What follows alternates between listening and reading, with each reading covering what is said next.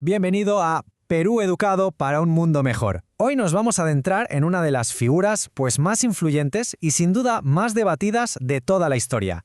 A ver, la pregunta que nos planteamos hoy es una que lleva, 2 milenios intrigando a la humanidad. ¿Es la fe en Cristo una creencia ciega o de verdad se apoya en evidencias históricas?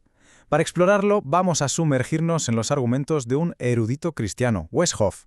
Él defiende, y esto es lo interesante, que la fe cristiana no es un salto al vacío, sino que tiene una base, un anclacio, digamos, en la historia. Vale, para que nadie se pierda, esta es nuestra hoja de ruta. Primero, el debate general sobre Jesús como figura histórica. Luego nos metemos de lleno en 4 argumentos clave. ¿Existió de verdad? ¿Qué pasa con la resurrección? ¿Nos podemos fiar de los testigos? Y por último, eso de que afirmaba ser Dios. Al final veremos a qué conclusión llega este experto.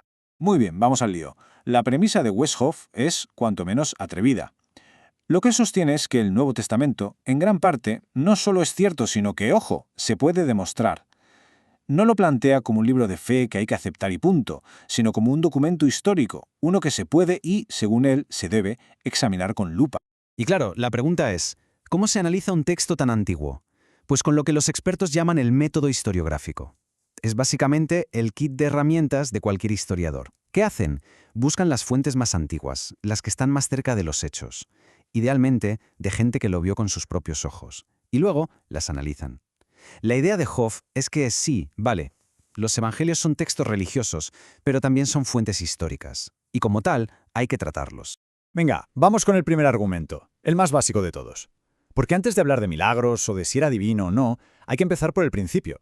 ¿Jesús de Nazaret existió de verdad o es solo un mito, una leyenda? Y aquí la cosa, según Hoff, es sorprendentemente clara. Él dice que hay un consenso académico casi unánime, y esto incluye a los más escépticos, Todos están de acuerdo en 2 cosas: que un hombre llamado Jesús existió en la Judea del siglo I y que lo ejecutaron, lo crucificaron bajo el mandato de Poncio Pilato. Digamos que estos son los cimientos, la base sobre la que se construye todo lo demás. Vale, ya hemos establecido que según los académicos existió y murió. Pero ahora vamos a la parte más increíble, al meollo de todo el asunto. Porque el cristianismo no va solo de que vivió y murió. El corazón de esta fe es lo que supuestamente pasó 3 días después. El propio Hoff lo dice muy claro. Todo se juega aquí. Si la resurrección ocurrió de verdad, como un hecho histórico, entonces todo lo que Jesús dijo y hizo tiene sentido, se valida. Pero si no, pues todo el chiringuito se viene abajo. Es literalmente el punto clave. Y fijaos en esto, porque lo que es alucinante aquí es la escala de lo que se afirma. No estamos hablando de que alguien tuviera una visión en privado o un sueño. No. El apóstol Pablo, en uno de los textos más antiguos que tenemos, escribe que Jesús se apareció a más de 500 personas, a la vez. 500. Es un número enorme. Claro, para defender algo tan gordo necesitas buenos argumentos. Y Hoff presenta 4 pilares. El primero, una tumba vacía. Y no en cualquier sitio, sino en Jerusalén, donde todo el mundo lo vio morir. Segundo, no una aparición, sino un montón de ellas, a distintas personas, a grupos, durante 40 días. Tercero, el cambio radical, la transformación de sus discípulos. Y cuarto, cómo es posible que la iglesia naciera y creciera tan rápido justo ahí, en el lugar de los hechos.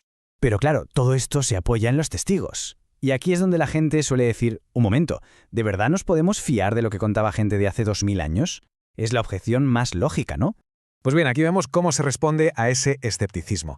A la idea de que eran antiguos y no muy listos, la respuesta es que eso es esnovismo cronológico. O sea, que ser antiguo no te hace tonto. A la crítica sobre los testigos oculares se dice que no podemos juzgar la historia antigua con las reglas de un juicio de hoy en día. Y lo más curioso, el hecho de que en los propios textos se diga que algunos discípulos dudaron, pues eso, según Hoff, le da más autenticidad. Si te lo estuvieras inventando, ¿para qué ibas a incluir eso? Pero quizá la prueba más fuerte no son los que ya creían, sino los que no. Pensemos en Santiago, el propio hermano de Jesús, que por lo que sabemos no se creía nada de lo que decía su hermano. Y de repente, ¡zas!, se convierte en el líder de la iglesia. O el caso de Pablo, este es de película. Era un perseguidor, odiaba a los cristianos, los metía en la cárcel, y de un día para otro da un giro de 180 grados y se convierte en su mayor misionero. La pregunta es, ¿qué narices pasó para que gente así cambiara de esa manera? Y esa es la pregunta del millón que plantea Hoff. A ver, imaginemos la escena. A tu líder lo acaban de ejecutar de la forma más brutal. ¿Qué haces? ¿Te escondes, muerto de miedo? Y eso es lo que hicieron. Pero a los pocos días salen a la calle en esa misma ciudad a gritar que ha resucitado. sabiendo que se jugaban el cuello, literalmente. Uno puede morir por algo que cree que es verdad, aunque sea mentira. Pero, ¿quién muere por algo que sabe perfectamente que se ha inventado? Bien, y con esto llegamos al último punto, y probablemente el más polémico de todos, la idea de la divinidad de Jesús, que no era solo un buen tipo o un profeta, sino que era ni más ni menos Dios. Y aquí el detalle es súper importante. En el contexto judío de la época, llamar a alguien hijo de Dios no era tan raro. Se le podía decir a un rey, por ejemplo. Pero la cosa es que Jesús, según Hoff, no dijo que era un hijo de Dios como otros. Dijo que era el hijo de Dios, con mayúsculas, de una forma totalmente única. Y la gente de su tiempo lo pilló a la primera. Para ellos estaba diciendo soy igual a Dios, y eso para ellos era una blasfemia que se pagaba con la vida. Así que la clave no está solo en lo que decía, sino en lo que hacía. Sus acciones, según este argumento, iban en la misma línea. Por ejemplo, se ponía a perdonar pecados, y la gente se escandalizaba. Pero bueno, si solo Dios puede hacer eso. O cuando le acusaban directamente de hacerse igual a Dios, no decía, no, esperad que me habéis entendido mal. Se callaba. Aceptaba cosas que, en su cultura, solo se le podían atribuir a Dios, y a nadie más.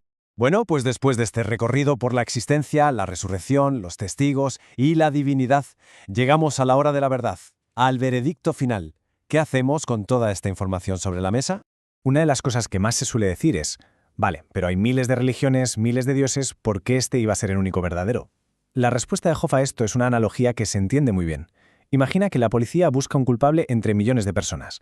El hecho de que haya muchos sospechosos no significa que no haya un culpable real, ¿verdad? Pues él argumenta que esto es lo mismo, que no es una elección al azar, sino que se trata de mirar las pruebas de este caso en concreto. Y esta es, en definitiva, la conclusión a la que llega Hoff. Su argumento es que si uno pone todas las piezas sobre la mesa, con honestidad, la tumba que estaba vacía, las apariciones, el cambio radical de los discípulos, la explicación que mejor encaja con todos los hechos, la más lógica por así decirlo, es que la resurrección ocurrió de verdad. Así que todo este análisis nos devuelve a la pregunta del principio. Y según la perspectiva que hemos visto, no es una simple pregunta para un debate de historia. Se plantea como la pregunta más importante de todas, una que cada persona debe responder, porque las consecuencias de esa respuesta, según la fe cristiana, son eternas. El caso ha sido expuesto, los argumentos están sobre la mesa. La decisión, como siempre, es personal. Nos vemos de nuevo en otro episodio de Perú Educado para un mundo mejor. Si este contenido te ha parecido interesante o te ha hecho pensar, haz clic en me gusta y compártelo. ¡Ayuda mucho!